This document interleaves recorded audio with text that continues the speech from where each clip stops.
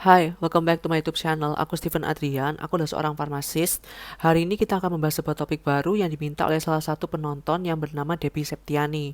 Dia meminta untuk membahas perbedaan antara retinol versus evalin atau adavalen dan versus Vitacid atau retinoic acid. Oke, jadi ketiga zat itu merupakan satu keluarga yang sama. Mereka tuh merupakan turunan vitamin A yang bernama retinoids. Nah, retinoids ini anggapannya sebagai sebuah payung besar yang menaungi retinol, adapalene, serta retinoid atau retinoic acid. Oke, jadi yang pertama adalah akan aku bahas dulu retinol ya. Ya, retinol ini merupakan turunan vitamin A yang termasuk yang cukup gentle, ya kan? Tidak paling gentle, karena yang paling gentle adalah retinil acetate serta retinil palmitate. Nah, ini kedua tergentle lah, namanya retinol. Nah, retinol ini sering banget digunakan sebagai produk yang anti-aging di serum-serum dan over the counter products karena memang dia tuh cukup yang gentle. Nah, kalau kalian tahu, kulit kalian itu akan menerima bentuk bahan aktif vitamin A itu sebagai retinoic acid.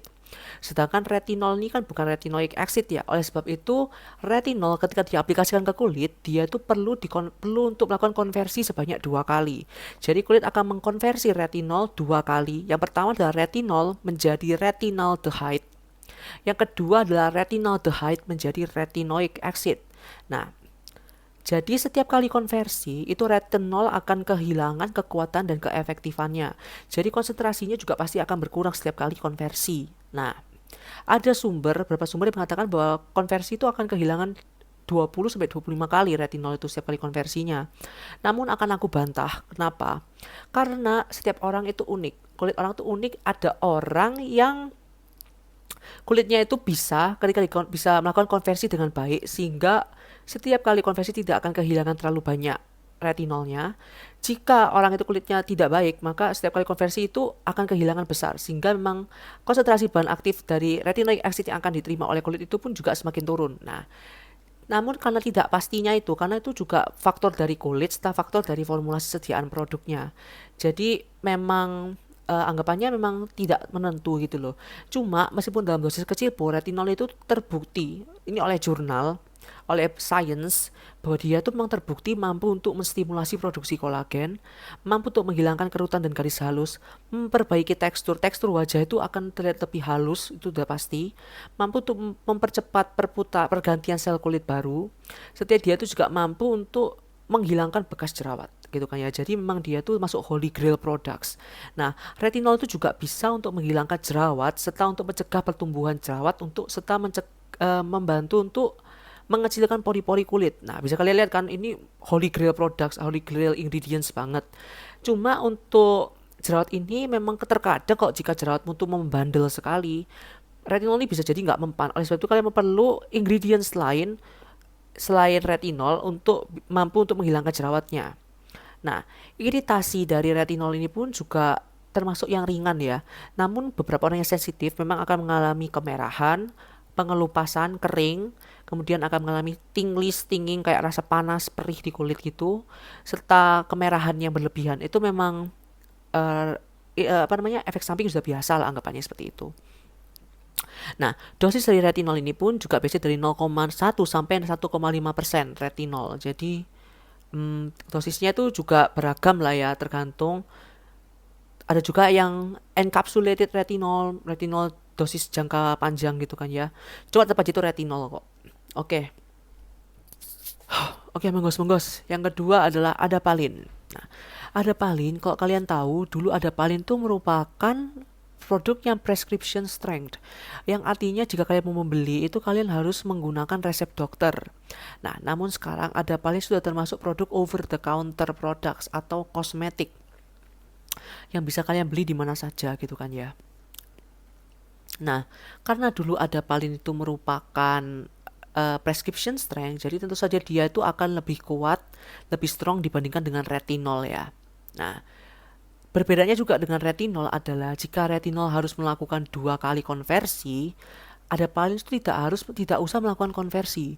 Jadi jika kalian memang aplikasikan adapalene langsung ke kulit kalian, maka kulit kalian itu akan ada 2 reseptor kulit yang berbeda yang akan langsung mengikat adapalene gitu kan ya, sehingga akan langsung bekerja di kulit. Nah, biasanya treatment adapalene ini digunakan untuk mengobati acne vulgaris. atau jerawat gitu kan ya. Karena memang sudah ada banyak bukti ilmiah dan jurnal yang penelitiannya menyatakan bahwa memang adapalin itu mampu untuk mencegah dan mengobati jerawat yang aktif. Dia tuh mampu untuk mengontrol pori-pori, mampu untuk menghilangkan sel kulit mati, dan dia tuh mampu untuk mempercepat skin cell turnover atau pergantian sel. Nah, karena pergantian selnya berlangsung, gitu kan ya, maka kemungkinan untuk terjadi penyumbatan pori-pori itu akan semakin berkurang, sehingga tentu saja pertumbuhan jerawat itu akan bisa diminimalisir, sehingga memang kulit kalian tuh akan lebih tidak berjerawat gitu loh. Nah, adapalin ini juga biasanya sering diresepkan oleh dokter kulit. Biasanya jika orang tuh mau menggunakan retinoin atau retinoic acid namun memiliki kulit yang sensitif, gitu kan ya. Biasanya dokter kulit itu akan meresepkan menggunakan adapalin dulu. Nah, biasanya mereka akan melihat apakah orang ini dengan adapalin itu bereaksi bagaimana. Jika tidak masalah, gitu kan ya, maka mereka akan bisa meningkatkan langsung ke retinoin gitu loh. Anggapannya adapalin itu untuk mengecek apa kulit kalian itu kuat atau tidak gitu loh.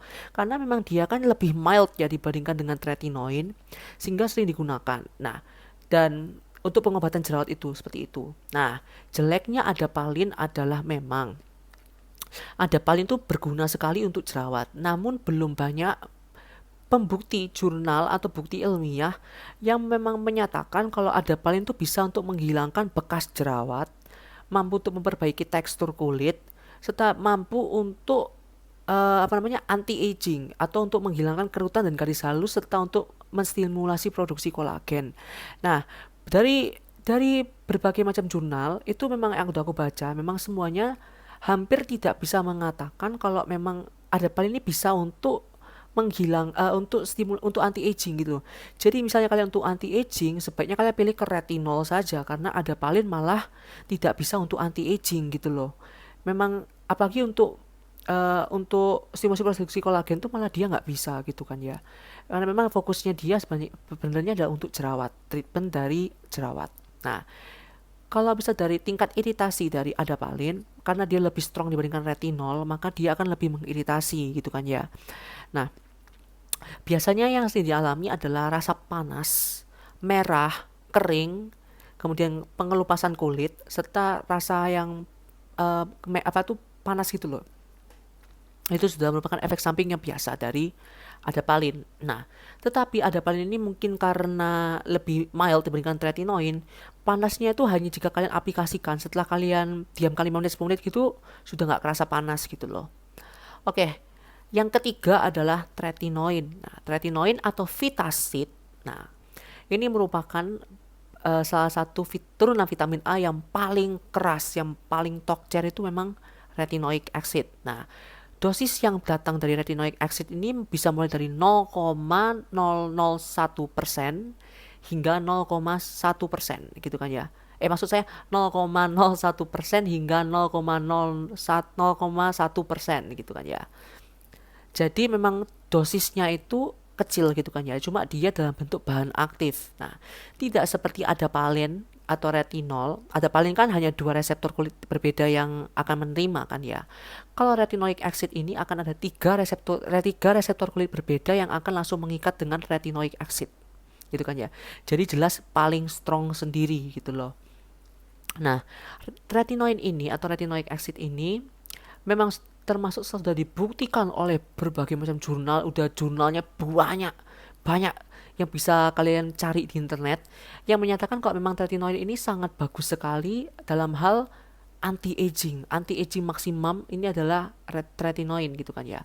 Jadi dia terbukti mampu untuk menghilangkan garis halus dan kerutan, skin cell turnover, membantu tekstur, menghilangkan bekas jerawat merah, hitam, bopeng itu juga bisa, mampu untuk terutama treatment jerawat itu bagus banget, menghilangkan sel kulit mati, mampu untuk mengecilkan pori-pori, itu sudah bagus banget. Aku bukti nyata dari tretinoin, dimana sekarang muka aku tidak ada jerawatnya. Dulu aku berjerawat parah, ini bersih gara-gara tretinoin by the way. Nah, cuma dalam tretinoin ini akan aku tekankan begini, karena tretinoin ini sangat keras, jadi kalian tuh harus mulai dari yang paling rendah. Udah ada orang yang asal main beli, karena kan kalau di Indonesia itu kan memang tretinoin itu kan bisa dibeli di apotek ya. Jadi tidak seketat di luar negeri gitu kan. Jadi kalian bisa sembarangan beli Vitasit di apotek itu. Nah, biasanya orang itu akan langsung memilih, oh ya sudahlah 0,025, 0,05, kemudian ada apa namanya 0,1. Harganya kan beda dikit-dikit tuh, beda-beda murah-murah per dosis. Biasanya orang akan langsung mikir, ah aku nggak mau rugi, aku beli yang paling tinggi. Nah itu akan salah besar. Kulit kalian akan sangat-sangat-sangat iritasi sekali gitu loh. Jadi kalian tuh harus mulai dari yang paling rendah sekali, 0,01 atau yang berapa yang terkecil yang bisa kalian temukan. Kalian pakai dulu, gunakanlah selama beberapa bulan. Kalian lihat, misalnya kulit kalian sudah tidak merah, tidak ada rasanya, udah mulai tidak ada efeknya. Kalian boleh naik satu level di atasnya. Kalian coba lagi, kalian boleh coba lagi, sudah nggak ada efeknya, kalian boleh naik lagi satu level di atasnya. Ini namanya adalah untuk building up tolerance atau untuk membangun toleransi kulit gitu loh, supaya kulit itu tidak kaget terhadap apa yang kalian gunakan gitu kan ya. Karena aku lihat beberapa orang ada yang sembarangan beauty vlog, biasanya ini beauty vlogger itu loh, beauty guru yang aku nggak tahu, itu nggak punya gelar sama sekali. Itu asal ngomong mereka langsung pakai 0,1, iyalah jerawat hilang bla bla bla bla. Ada orang yang kulitnya sensitif akan ikut mencoba, itu akan menjadi malapetaka bagi kulitnya sensitif gitulah. Makanya aku mau mengatakan pelan-pelan bangunlah toleransi kulit. Mulai dari yang kecil kemudian akan naik ke atas.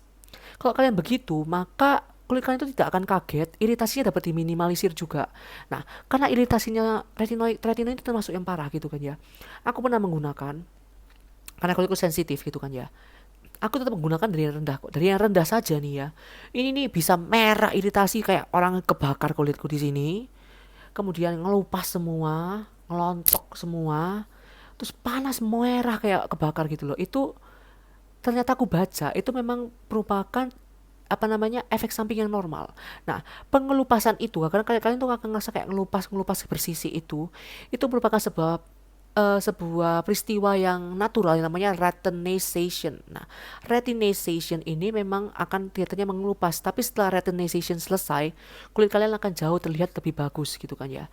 Nah, kalau misalnya kalian mengalami iritasi dari tretinoin, aku mau berkata tidak usah berkecil hati. Mulai pelan-pelan kalian gunakannya secara rutin, pelan-pelan kalian gunakan secara sabar gitu kan ya. Kulit kalian akan membaik sendiri kok. Percayalah aku akan membaik sendiri. Asal kalian tidak asal pakai gitu kan ya. Nah, untuk penggunaan retinoin kalian bisa mulai dulu dari 3 kali seminggu.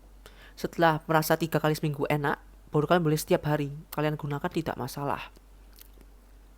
Nah, kemudian aku membahas apa ini. Jadi begitu saja sih. Jadi akan aku kasih summary-nya begini. Untuk bisa kalian yang memang fokusnya adalah anti aging namun tidak berani menggunakan retinoin, silakan ke retinol. Jika misalnya kalian memiliki masalah jerawat tapi takut menggunakan retinoin, pakai adapalin. Kalau kalian sudah merasa jerawat gak mempan, pengen anti aging juga, pakai retinoin. Pakailah retinoin, itu sudah pilihannya bagus. Oke, begitu saja dari aku. Thank you so much for watching. See you next time. Bye.